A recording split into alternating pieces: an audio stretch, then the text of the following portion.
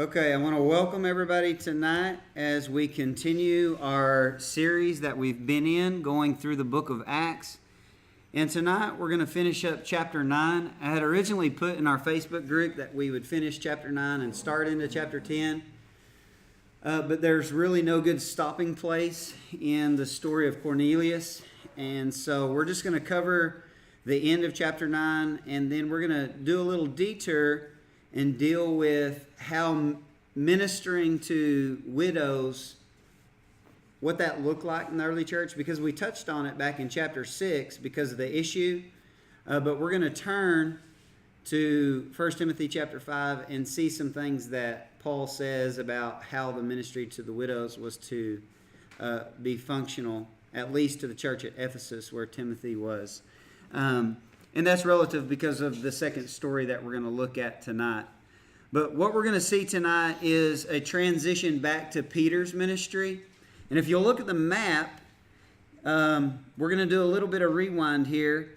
If you'll recall that back in chapter 8, it dealt with the ministry of Philip, right? Who was one of the 7 that was chosen to help the apostles in ministering to the widows and ministering in general.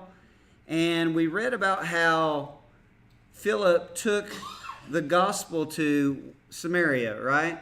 And the Samaritans received the gospel. They were filled with the Holy Spirit. And then what happened after he ministered there? The apostles came and confirmed the work that had been done there, right? Remember that? And then after that, they returned to Jerusalem, but Philip continued on the path down to Gaza. And on the way, he had the encounter with the Ethiopian eunuch. We went through that story. And then it says, in the middle of that story with the eunuch, that he was teleported to Azotus, and he continued up the coastal plain, ultimately until he came to Caesarea. Okay? And he preached through those cities up through there. And then last week in chapter 9, what did we see? An interruption that told us about what? Saul's conversion. Okay? Now we're returning to the growing of the Christian movement. And we're going to see 2 little stories here about Peter and his ministry.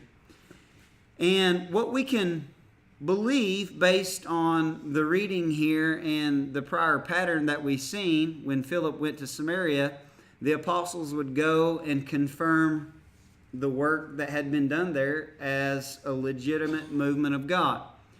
And with what we know about Philip going up the coastal plain and preaching his way up the coast to Caesarea, these stories that we're going to read here would confirm that Peter is going around to places that have been evangelized and just checking things out. And so that's what we're going to read about here. The first story is really short, and the second is not much longer, but it does give us a little more detail and some things to look into. And so let's jump in verse 32. It came to pass, as Peter passed throughout all, he came down also to the saints which dwelt at Lydda, or in Greek it's Lydda, or in Hebrew it's Lod. What's interesting about this verse here in 32 is that it mentions Christians for the first time as saints. And that is usually a term that has prior been used to describe angelic beings or the people of God in general, but I think Luke is being very purposeful in applying this to Christians here. And so Peter is going to this location. If you look at the map, he takes a different route than the route Philip traveled. But Philip would have traveled through this area prior to this and done evangelism. And so he goes there, and whenever he's there, verse 33 says, and there he found a certain man named Aeneas, which had kept his bed 8 years and was sick of palsy. What does it mean to be sick of palsy? Paralyzed. So he had been paralyzed for 8 years. It doesn't tell us how or why. But as he's traveling and he comes to Lydda, there's this man who has been sick for 8 years. And notice how it describes him. What does it say about him? He found a what? A certain man. What would that imply? What would that imply about this individual? Think about the juxtaposition in those two verses, and then it'll become more clear in the next story, I believe. In verse 32, it says that he passed throughout all and came to the saints which dwelt at Lydda. But then in verse 33, it says, and there he found a certain man named Aeneas. And then here in a minute, when we look at the next story, it's going to tell us about a woman, and it will say a disciple. So based on those three things that I've mentioned, what could we probably safely assume about Aeneas? He wasn't a Christian. Because verse 32 mentions saints. Verse 33 goes out of the way to say a certain man. And in the very next story, it is very pointed in that it calls the woman in this story a disciple. And so, we can't nail it down, but it's a very high likelihood that he probably was not a believer. But nonetheless, he is someone who Peter found. And so it's said as if Peter's on a mission. Verse 34, and Peter said unto him, Aeneas, Jesus Christ makes you whole. Arise and make your bed. And this is very similar to what we've seen in Jesus' ministry, where he would tell them to get up and make their bed. But here is a very unique phrase. Notice that make thy bed is highlighted, because that's one phrase of two words in the Greek. Let me pull up a Greek translation here.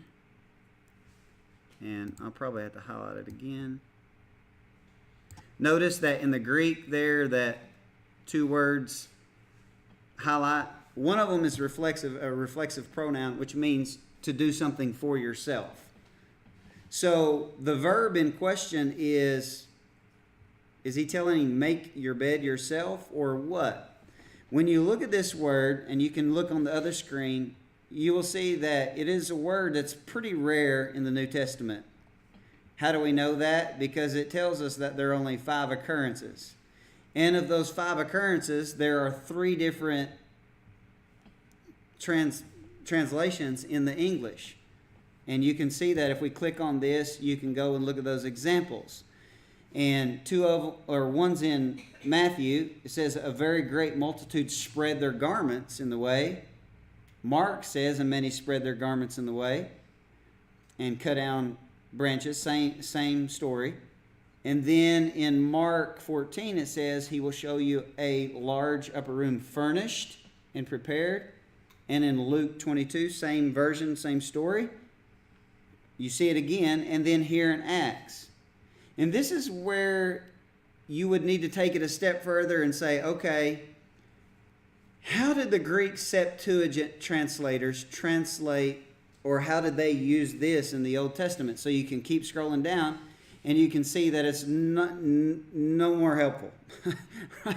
Because there's 4 occurrences of it in the Greek Old Testament, and all 4 of them have a different Hebrew word that lies behind them.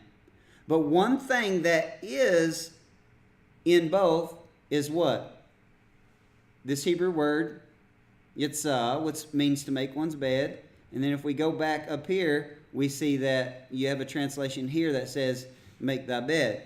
And so most translators believe that he was telling him to make your bed, but the actual verb there is to spread forth. Spread yourself forth. And so, in all likelihood, it is in reference to him making his bed. But some translations, the reason why I point this out, is you may have an English translation that translates it, prepare a table for yourself. Okay? Which is possible, because it literally means to spread forth. And you could use that as spreading a table, as we've seen in the gospel comparisons, right? Go to a large furnished upper room. And we know that they were going to eat there. So Peter heals the man, or speaks healing over him, and says, Christ makes you whole. Arise, take up your bed.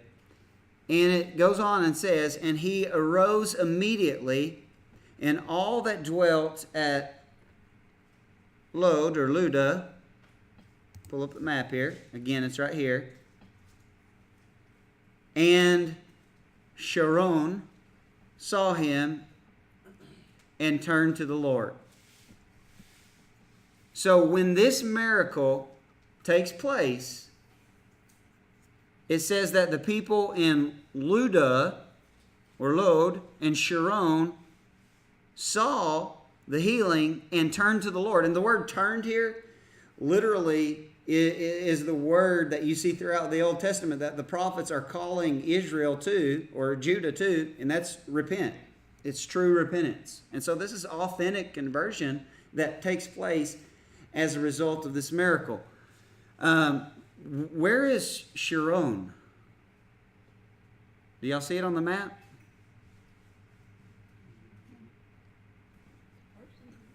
Sharon is a word that has developed into a personal name for people, but it's a location first and foremost. It is, if you'll look at the map, notice how this area is kind of mountainous, and this area all through here is flat on the coast. Okay? It's called, we would say in English, Sharon. There's actually a song that says, He's the beautiful rose of Sharon. And so when we hear that, it's talking about this coastal plain where there is very fertile ground and they did a lot of agriculture. And so it's talking about the region of the whole coastline there that saw the miracle, and many would have turned to the Lord. When we see there in verse 35, it says, and all that dwelt at Lydda and Sharon saw him and turned to the Lord. It certainly would not be implying that everyone throughout the coastal plain became followers of Christ. That's a literary hyperbole. It's just a blanket statement, kind of like, say you had a water leak in your house. You would say in passing to someone, yeah, I had a leak in my house and water got everywhere. Well, do you literally mean everywhere? It soaked every last item in your house? No, it's just something that you say to add emphasis. And so what Luke's trying to tell us is there was a dramatic response, a numerous response to this healing of Aeneas. And we have to assume there's more to the story than the 4 verses Luke gives us here, right? More would have been said because we don't know how Peter knew the name of this certain man named Aeneas. Nothing said, just a general statement about his healing, what he says, and the fact that there's a response of faith to those who witness the miracle. Okay? Wasn't that a long, exciting story? Verse 36 is going to take us into the next story. So remember, he's going along the coastline, and he's here in Lod. Now let's continue reading. Now there was at Joppa, or Yaffo, a certain disciple named Tabitha, or this is a Aramaic name, Tabitha, which means gazelle. And Luke says here, which by interpretation, or more appropriately, by translation, is called Dorcas. So that's the Greek version of the Aramaic named Tabitha. Something that is very, very interesting is the similarity of this story to the story that we find in the gospel. And we'll talk a little bit more about it after we read some more. But in Mark chapter 5 and in Luke chapter 8, there's a story of Jesus going to a man's house named what?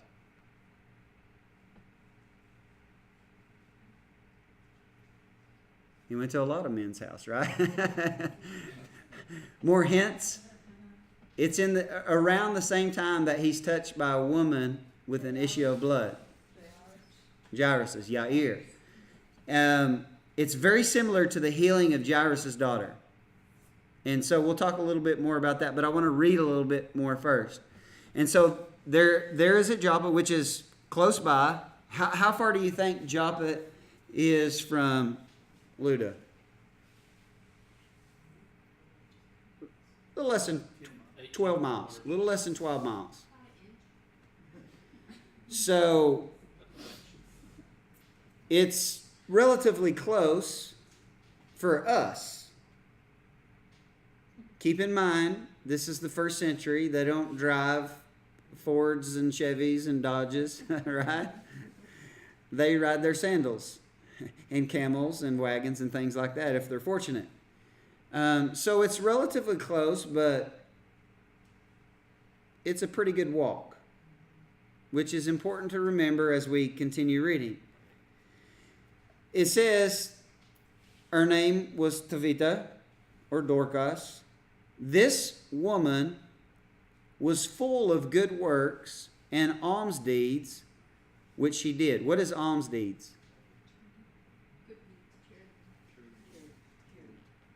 In particular, what is it?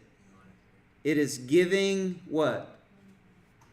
Money or necessities of life to those who are poor or, unfortunate circumstances or sick perhaps. And so, unlike the certain man, remember what I said earlier? A certain man named Aeneas, you have a certain disciple. And we know she's a disciple because she was full of good works and she was very generous. And let me go ahead and say this before we go on reading. But after we read through this, I think you'll see that this woman was probably from a wealthy home. She's likely experienced the death of her husband, which has left her setting very well. And she chooses to take those resources and use them for the good. Not only the resources, but her time and energy as a ministry outreach to other poor widows. And even one step further, she likely is allowing her house to be used for a house church. Remember, in the first century, every church was a house church. That's where they met. Jews met in synagogues. Christians met in homes. That's why you see in the book of Acts, time and time again, it says that while they were in Jerusalem, they would go to the temple to try to evangelize the Jews that would be coming and going. But it says they met in house to house, eating their bread with singleness of heart and breaking bread together, right? Remember reading that a couple times? So they would have had house church, and she likely provided a place for a house church and a place to house widows and to provide for widows. And we're going to see that she also was generous with her time and her abilities, her resources. Okay? So that's the good works and the charitable giving that is mentioned here. But watch what happens in this story. And it came to pass in those days that she was sick and died, whom when they had washed, they laid her in the upper chamber. You know what's interesting about that verse? is because we have two other stories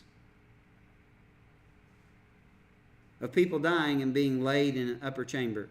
Who can remember the two? From the Old Testament. Well, one of them was the lady that her son had died, and she sent for the prophet. Elijah and Elisha. You can read about those, Elijah and the woman from Zarephath, in 1 Kings chapter 17, and Elisha and the Shunammite in 2 Kings chapter 4. Both of the dead were placed in an upper room or an upper chamber, which is why we believe that this was likely her house, and it was likely used for a house church because it was a larger house. Most homes did not have an upper chamber as described here, and it's been historically proven that the wealthy Christians would allow their homes to be turned into house churches. And so that's likely what's going on here. And so she was sick and died, and so they washed her and laid her in the upper chamber. Now, one other thing that's interesting about that is the Jews had a custom to where they tried, if at all possible, to bury their dead the day they died. Okay? Which makes this story that much more interesting. Okay? If she had died before this interaction that we're going to see with Peter. We'll discuss that as we read on. But let's read verse 38. And forasmuch as Lydda was near to Joppa, again, 11, 12 miles away, and the disciples had heard that Peter was there, they sent unto him 2 men, desiring him that he would not delay to come to them. Okay, now let's do some math here. Joppa is close to Lydda in that it's not across Israel, right? But it's still 12 miles away, and they usually bury their dead the day they die. Has anyone ever tried to walk about 12 miles and then turn around and walk 12 miles again? If you were in tip-top shape, you could do that walking in 8 hours. Now, if you was a runner, marathon runner or something, you could do it quicker. But that doesn't leave a lot of time for them to leave Joppa, get to Lydda, find Peter, explain what's going on, and for him to turn around and be as zealous as they are to get back to this woman who's died. So that begs the question, did they send the messengers before she had died? Or was there an exception made to prolong her being buried? What do y'all think? Prolong?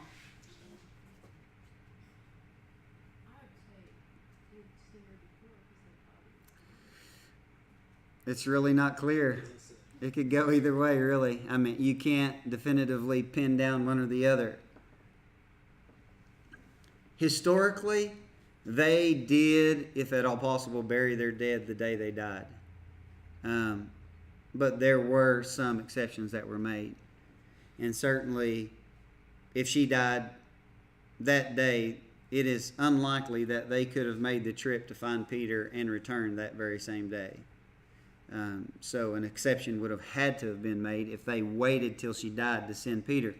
But again, it is possible that when they seen that she was gravely ill, they sent out these 2 men to fetch Peter. Because again, it's very similar to the story of Jairus' daughter, who sent out messengers before she had died, right? And she happened to die while the messengers were on the way. So we just simply don't know. This is an example where it would be nice to have a little bit more information. So it was near to Joppa. The disciples had heard that Peter was there. They sent unto him 2 men, desiring him that he would not delay to come to them. Verse 39, then Peter arose and went with them. When he was come, they brought him into the upper chamber. There's the upper chamber again. And all the windows stood by, and all the widows, the windows, all the widows stood by him weeping. Why do you think the widows were standing around weeping? Because she had a ministry to the widows. And she had provided for them, and she had been a caregiver for them. Of course they're grieving. They were weeping, and watch this, not even that, but they were showing the coats and garments which Dorcas made while she was with him. So think about this. Here's a woman who has likely lost her husband, but has been fortunate to be left with some material possessions. But she chooses to take those material possessions and serve others. She opens her house up probably for house church. She undoubtedly allows widows to lodge there, and she provides clothing that she has made with her material and her hands to minister to the widows. And so they are grieved at the fact that she has died.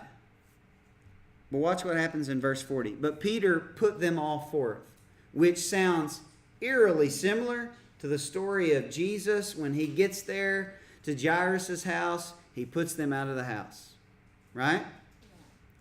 Guess who happened to be with him on that trip? Peter. So Peter was taking notes, right, on what Jesus did. And Peter thought, well, Jesus put them out of the room and the girl was healed. I'm gonna try that, right? You know what's even more fascinating is there is one letter difference in the statements that are made when they're healed. One letter. I'll pull up Bible Works here in just a moment and show you. I meant to do that beforehand. But in the gospel, Jesus says, Talitha kumi, which Talitha means young girl or damsel, and kumi means rise, a feminine imperative. Rise. And when we keep reading here, in verse 40, it says, but Peter put them all forth, kneeled down, and prayed. This is the difference between the healing that Jesus performs and the healing that Peter does. Jesus didn't have to pray. He just spoke. Peter prays first. I think Peter's like, well, I never done a raising from the dead. I might want to pray first, right? He prayed, and turning to the body, he said, Talitha kumi. And she opened her eyes. Jesus would have said, Talitha kumi. And when she saw Peter, she sat up. And he gave her his hand, just like Jesus did. I mean, this story echoes on so many levels. He gave her his hand and lifted her up. And when he had called the saints and widows, notice how it's trying to really point out the widows. It's trying to tell us something about her ministry. Presented her alive. Can you imagine how ecstatic they would have been? Especially the widows whom she had been so much a part of their lives. In verse 42 says, and it was known throughout all Joppa, and many believed in the Lord.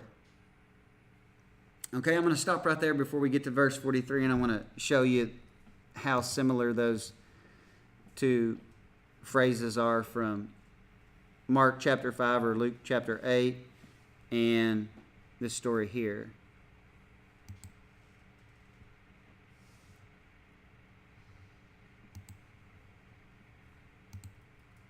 This is an antique Bible software.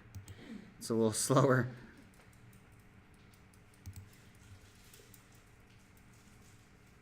Now I gotta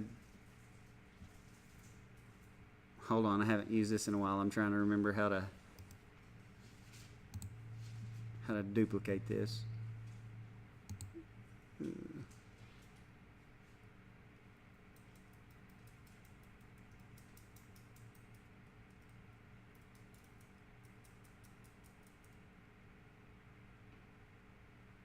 This company actually has been put out of business.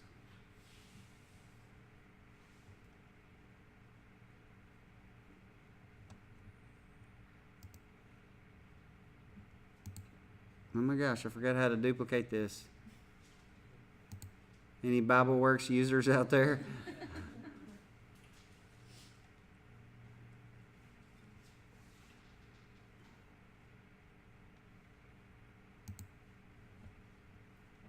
That's not it.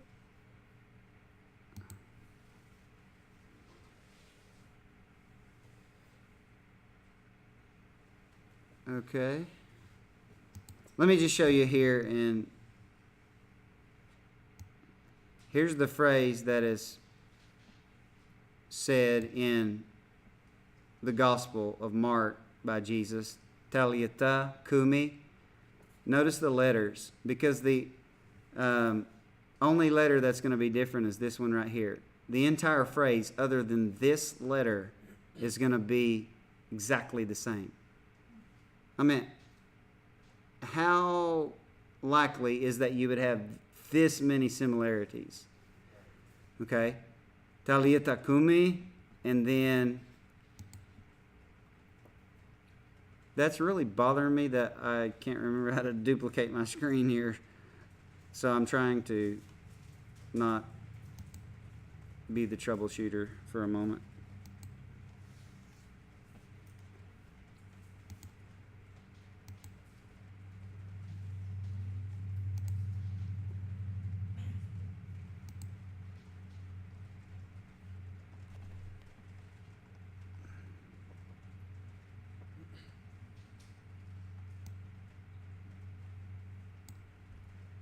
This is the only letter difference. Instead of the lamed, you have the bait. Tavita kumi. And so you have two stories that mirror one another on many levels, and even in the wording that is being used. And so it's very interesting. Let me, since we brought up Mark, I have seen in Christian television people try to sell tallits over Mark chapter 5, where they say that Jesus laid a tallit on the girl, and the tallit essentially is what brought the healing. And so then they sell, half-price tallits to suckers that would buy them. No, Talitha is not talking about a tallit. Talitha is an Aramaic word that means young girl. And so he didn't address her by name, he addressed her by young girl, arise. It has nothing to do with his prayer shawl or his tallit. He would have undoubtedly had one being a Jew, but he wasn't using it in that scene at all. So hopefully you haven't been a victim to buying a chintzy tallit. So back to our story. Many believed in the Lord. And watch verse 43. And it came to pass that as he tarried many days in Joppa with one Simon, a tanner. What is significant about that?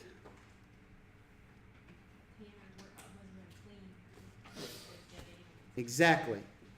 A tanner was someone who worked with the hides of animals. And in particular, a tanner in the first century would have specialized in getting the hides to where they would be suitable enough to be used for sandals.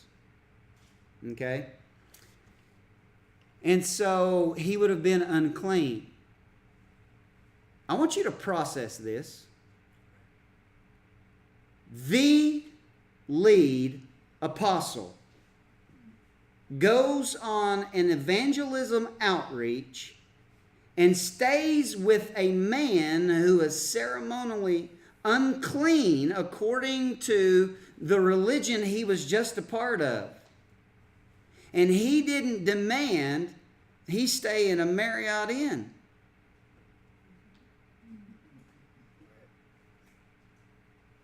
That's a Selah moment right there.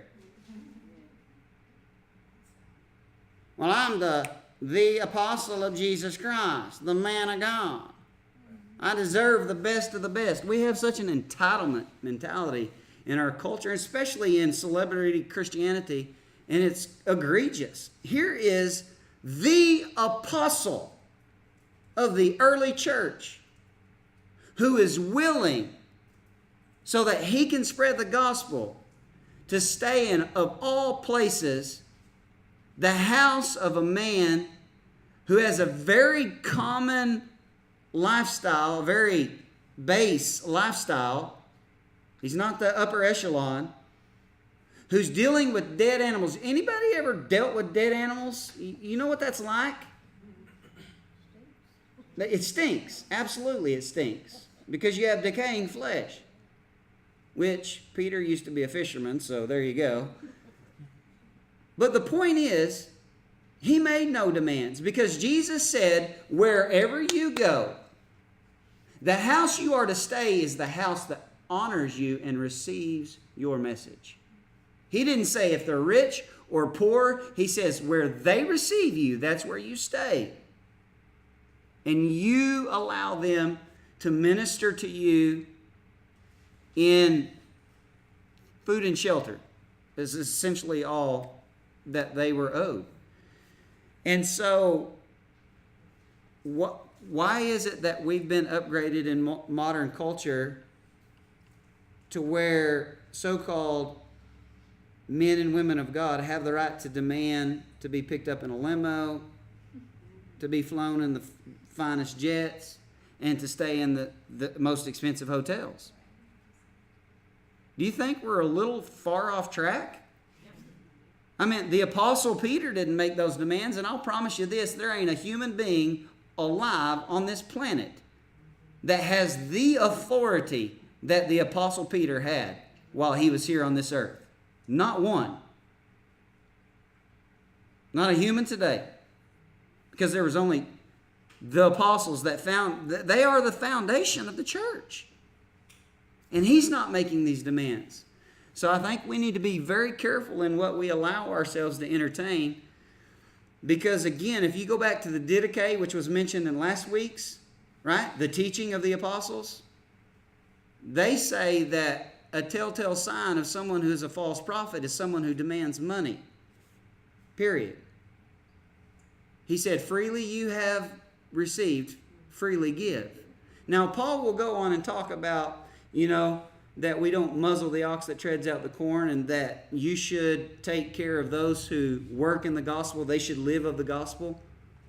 But to make demands, especially high demands like we see today, it's just anti-biblical. And so we need to remember that. Another thing that's extremely interesting about verse 43 is that Peter is willing to stay at a man's house who is unclean. But when he has the vision that we'll jump into in chapter 10, he balks at it. It's a very, very interesting setup for chapter number 10. And so I encourage you to go read ahead in chapter 10. What I want to do real quick, since we have a little extra time, is I want to go to 1 Timothy chapter 5.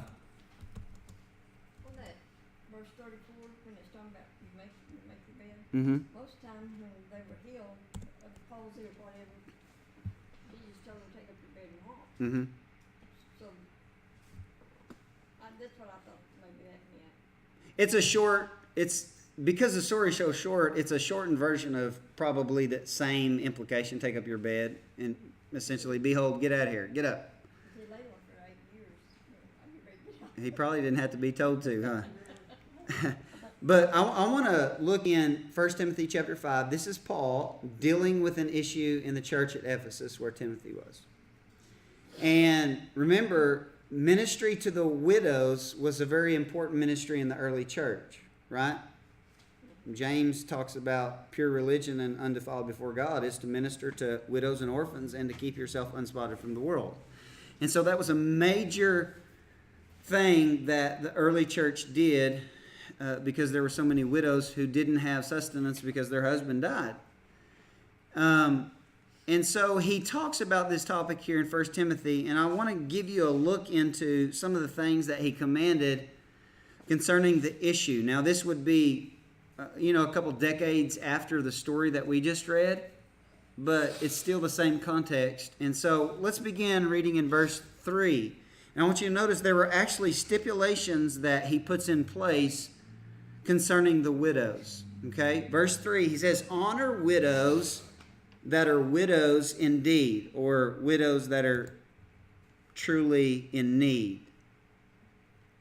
But if any widow has children or nephews, let them learn first to show piety at home and to requite their parents. So what is Paul saying is the responsible thing if a widow has children or close relatives? They are what? They are to take care of them. And we're going to see that it's like not optional.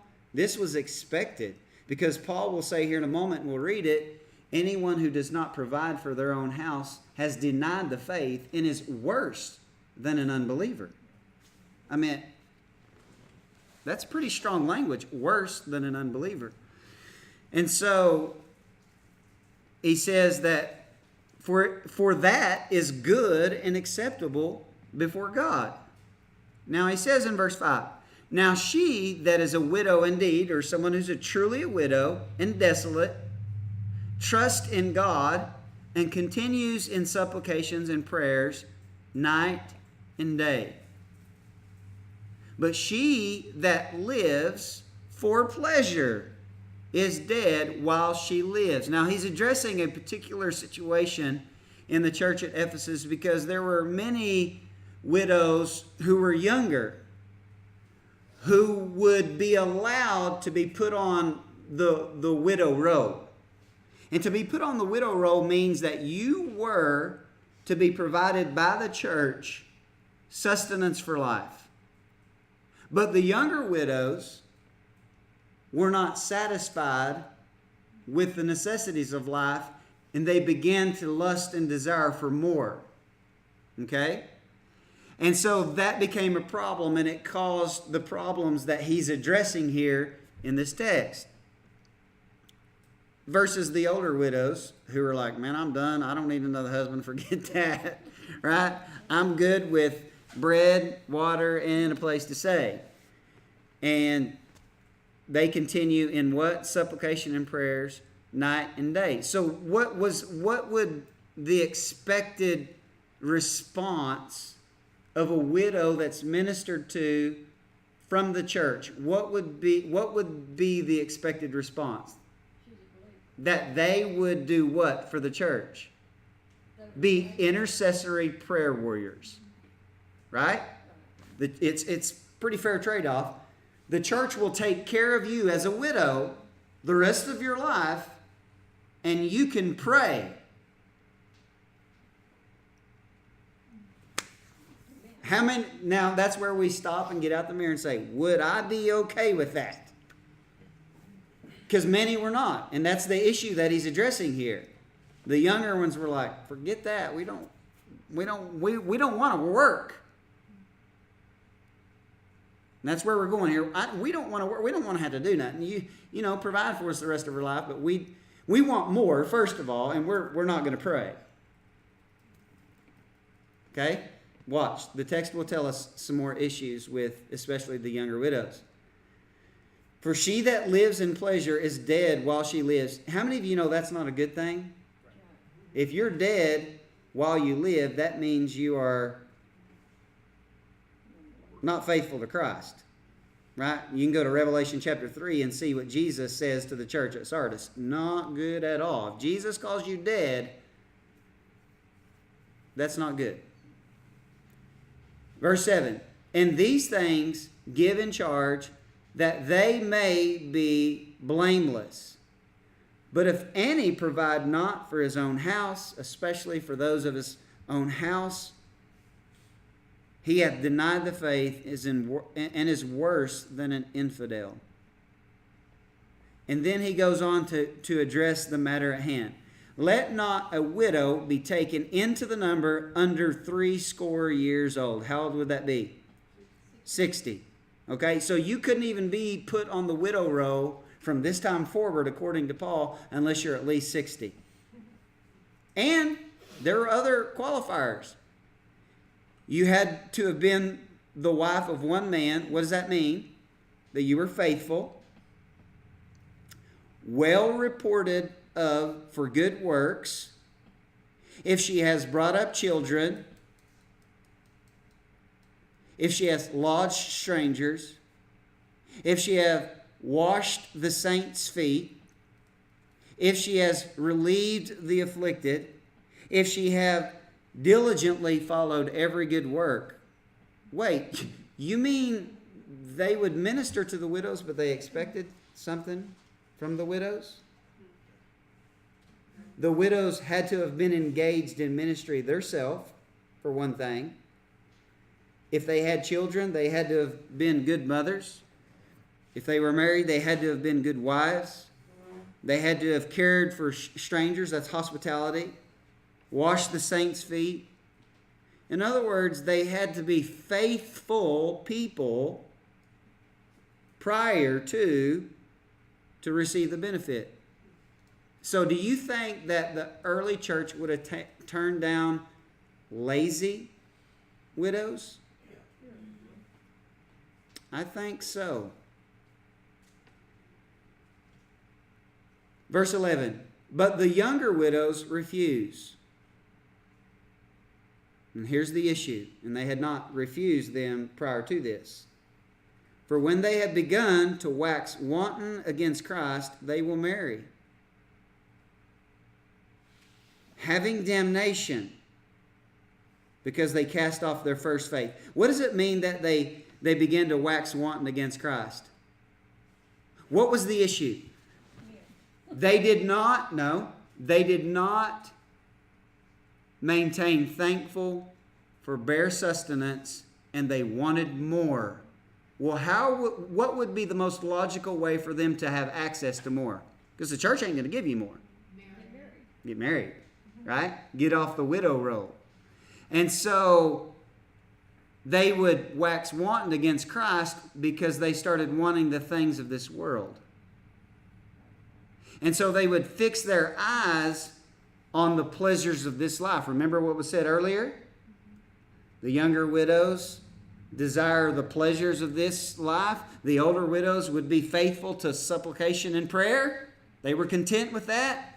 So what do we have that is the issue? The younger widows are not being content with the essentials of life. They want more, and to get more, they're going out of their way to remarry, but they're remarrying for the purpose of getting more things. That's the point here that Paul is addressing. And it's a problem.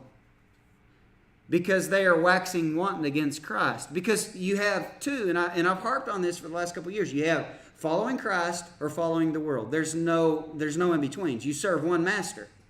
And so they're forsaking Christ by desiring the world so much. Think about it, guys. They want more stuff in life so bad, they want to be less associated and tied to the church by removing themselves from essentially full-time ministry within the church and sustenance from the church to remarry. And so their heart and their loyalty is not following Christ. In verse 12, it says they have damnation because they cast off their first faith. In other words, they're no longer faithful to Christ. They're being faithful to their lustful desires, and they desire pleasure, and so that leads to damnation. And here's another problem in the midst of all that. And they learn to be idle. You know what that word idle is? Lazy. Wandering about from house to house. What would afford them the opportunity to do that? They're being sustained by the church. And so they misuse the sustenance of the church, and instead of being engaged in prayer and supplication, what do they start doing? They start wandering from house to house. Not only are they lazy, but tattlers, gossipers, also and busybodies, speaking things which they ought not. Why are they gossipers and busybodies? because they're not content. They're not happy with themselves. They're not happy with their current situation. Right? They become unthankful. And when you read Romans chapter 1, unthankfulness is the first step to the path that leads nowhere, but downhill, right? And so Paul is addressing a huge problem. And so he goes on to say this: I will therefore that the younger women marry. In other words, he encourages the younger women, don't get on the roll. Marry, bear children, guide the house, give no occasion to the adversary to speak reproachfully. And he speaks to the issue again here. For some are already turned aside after Satan. How could we turn aside after Satan? Well, he told us a few verses earlier. What were they doing? Leaving the first love. They were leaving their first love. Also, but how were they doing that? But desiring the world. But how did that manifest? What other two ways were mentioned? Gossipers and busybodies. And they were lazy. They didn't want to engage in ministry. They wanted more. And so Paul says, some have already turned aside after Satan.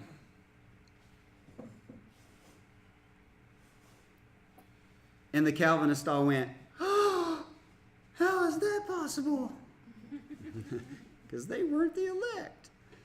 Verse 16, if any man or woman that believes, in most Greek manuscripts, if you'll notice the NET, says if any women, because they took care of the home, that believes has widows, let them relieve them, and let not the church be charged. What is he saying?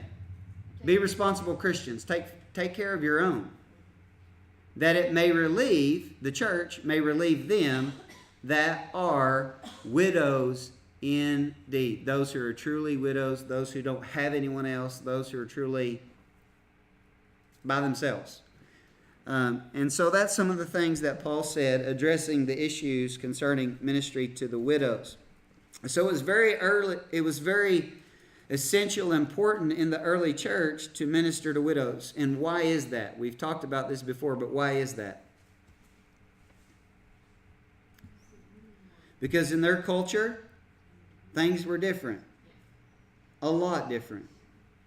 The husband was the worker and the children were the workers in the family, the men especially.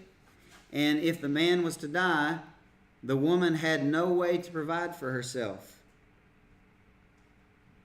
And so many people were left stranded, especially if they had no children or close kin. And so the church stepped in the first century and was helping these widows and providing a ministry. Obviously, it didn't go without challenges. We've seen that in chapter 6. Obviously, Paul is addressing a more serious problem here and trying to bring organization. But we can see that there's a high level of what? I'm looking for one word in the early church. Accountability and responsibility. Again, you weren't going to receive help if you weren't going to be faithful, if you weren't going to be dependable, and if Christ was not the love of your life, as we've seen described here. So we're going to stop right there and give you an opportunity to ask any questions.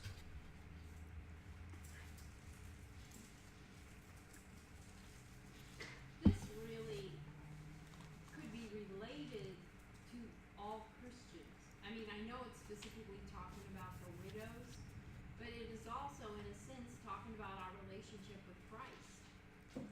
And, I mean, if we look at most of the church in the United States is lazy and slackers, and basically it's saying the same thing to us, not just to widows. That, I mean, am I right here? Yeah, I mean, certainly, faithfulness and these qualities of character would be expected of all Christians in the early church. Certainly.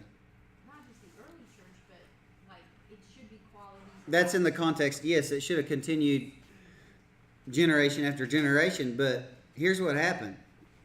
Just to be honest and pointed, after the apostles died, things started going downhill really fast. Why? You don't have that apostle you can turn to get answers, as they did have originally.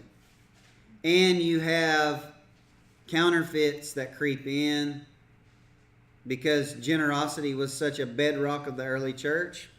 I mean, that's an opportunity for people to get gain off of that. And so there became many false prophets who did it just for a living. And things haven't changed. I mean,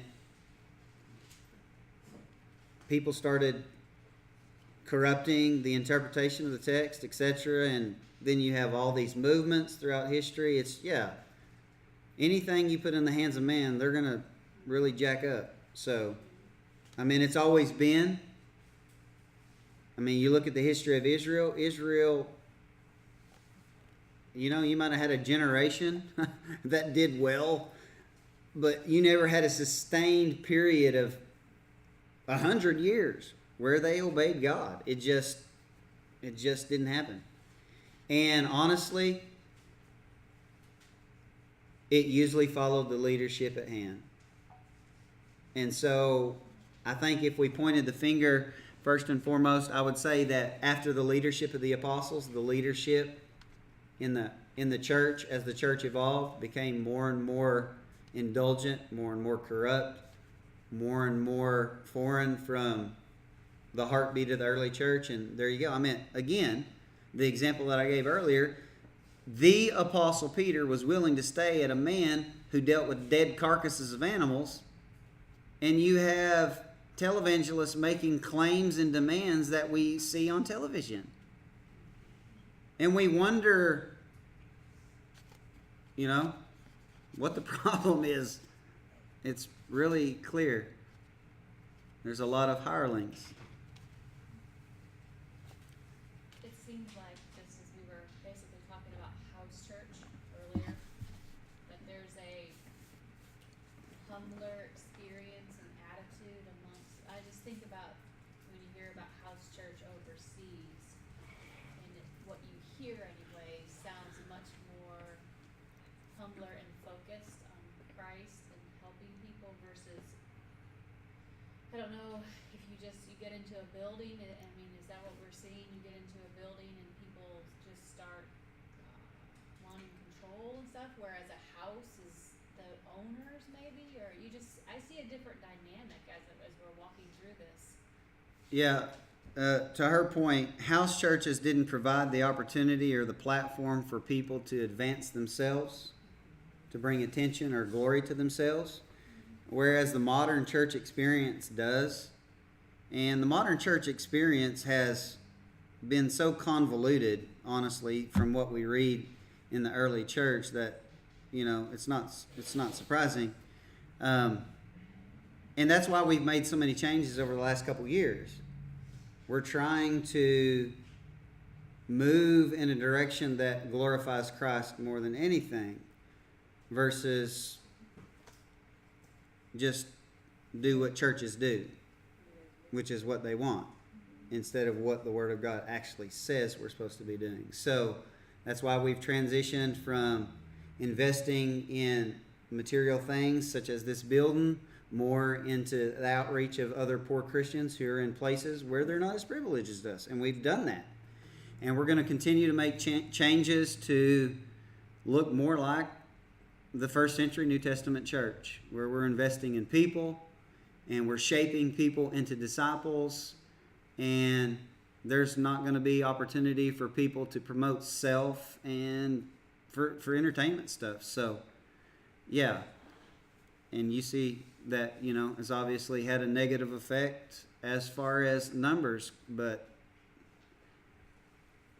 again, we are the church. And so I think people who want truth will be attracted to it. So that's our approach. Doug? A certain disciple, and we know there's probably more disciples there in that area, and we was talking about how a certain man, and most likely he was an unbeliever, but that certain disciple was known because she was well known. There's no doubt about it.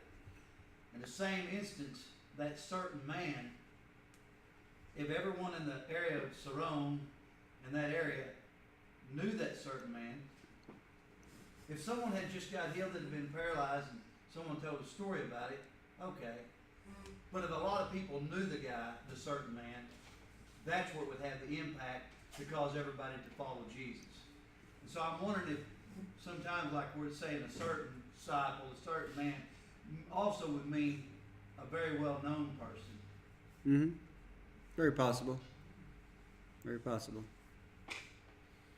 And to your point, Luke focuses on highly influential people in his gospel and in the book of Acts. I mean, the person he's writing to is a very influential person. And to another point that I forgot to mention is Luke is very careful to share opportunities and healings of men and women, which is very countercultural for his time. And I think he's trying to prove a point about Christianity, because we'll see later on that he talks about Philip's daughters who were prophetesses.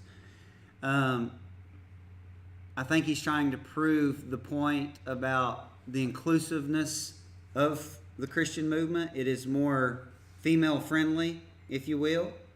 Not that it's totally changed everything versus the ancient Near East customs and everything, because there are certain and distinct lines, but it is certainly more female friendly and more inclusive of other ethnicities and genders. So, yeah. Any other questions? Gary? I'm really intrigued by the parallels between Jesus and Peter in the raising people from the dead. And you would know more than me. I don't know every single instance, but it seems like to me that people are able to witness when there's a healing or something in the open in the public, but when they're raising somebody from the dead, they put people out. Is there something spiritual that we as Christians, or they as Christians, were not allowed to see that went on in that instant, that they didn't want people in there? Was there just a simply distraction issue? They were paid, we, you know, some of them was paid to go and read and mourn for a dead person. But, there was a lot of unbelief in that. I think it would be all of the above. Do away with any distraction. Do away with any unbelief. But You the have a meetings were in public. Why not the raisings? The healing was for guys. Lazarus come forth was before everybody. yeah. You can't blanket. I said I don't know every instance. I was just those two specifically. That is the normal pattern. But as we've seen in Acts, man, it's hard to pin down any one pattern on anything that happens in Luke's writings. But that is very common. I mean, you have the weird examples with Elisha and Elijah as well. But yeah, it certainly is a private affair usually. And I've never raised anyone from the dead, and I don't know anyone who has. But if I do, I'll get back to you on that.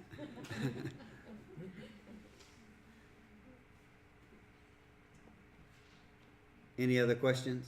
Maybe that's because it was all private, and they didn't want to be humble. They didn't tell nobody about it. Well, Dylan?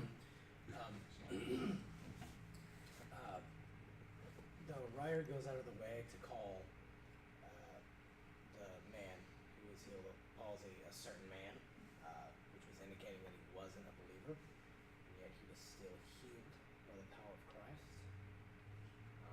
So that sort of flies in the face of the idea that the unbeliever can't be healed unless they believe on it.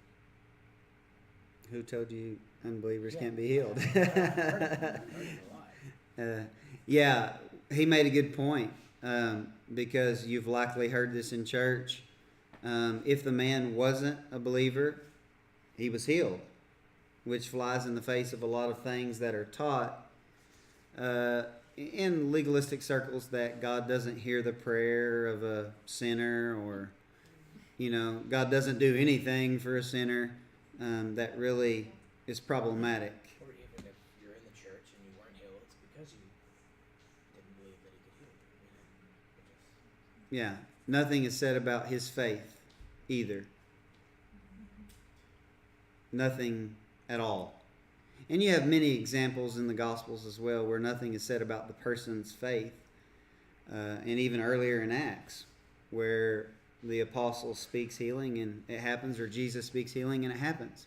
And another point in the second story that flies in the face of the Word of Faith movement is, just because you are faithful doesn't mean you're immune from sickness. Amen. Because Dorcas was celebrated as someone who was as faithful as it gets, who was given everything she had to give, and she got sick and died. Now, obviously, she got raised, but that's very problematic for those who will say, if you just have enough faith, you will never get sick. How many of you ever heard that? Oh, Right? yeah. People that get plastic surgery say that a lot on TV.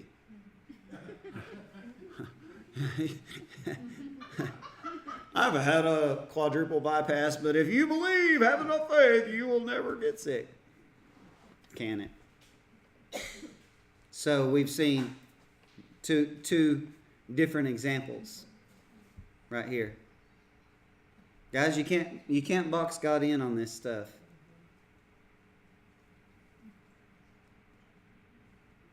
Any more questions? That Simon the Tanner, he probably had really good refrigeration, that's why they did stink around. Yeah. Yeah, can you imagine the first century without the modern luxuries we have?